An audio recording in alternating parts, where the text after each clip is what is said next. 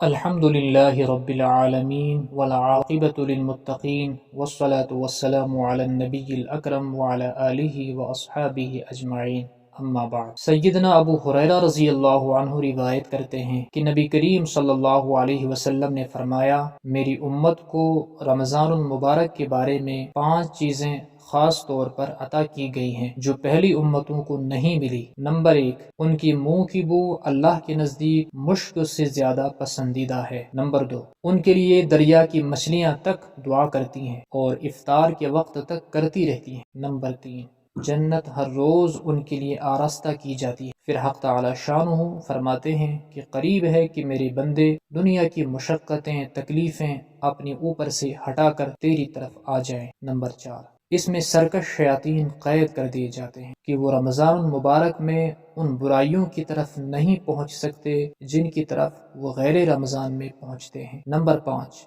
رمضان کی آخری رات میں روزے داروں کے لیے مغفرت کر دی جاتی ہے۔ حضرات صحابہ رضی اللہ عنہم نے عرض کیا کہ یہ شب مغفرت شب قدر کی رات ہے؟ آپ نے فرمایا نہیں، بلکہ دستور یہ ہے کہ مزدور کو کام ختم ہونے کے وقت مزدوری دی جاتی ہے۔ اللہ ہمیں یہ خصوصیات سمجھنے کی توفیق عطا فرمائے اور عمل کرنے کی توفیق عطا فرمائے۔ والسلام علیکم ورحمۃ اللہ۔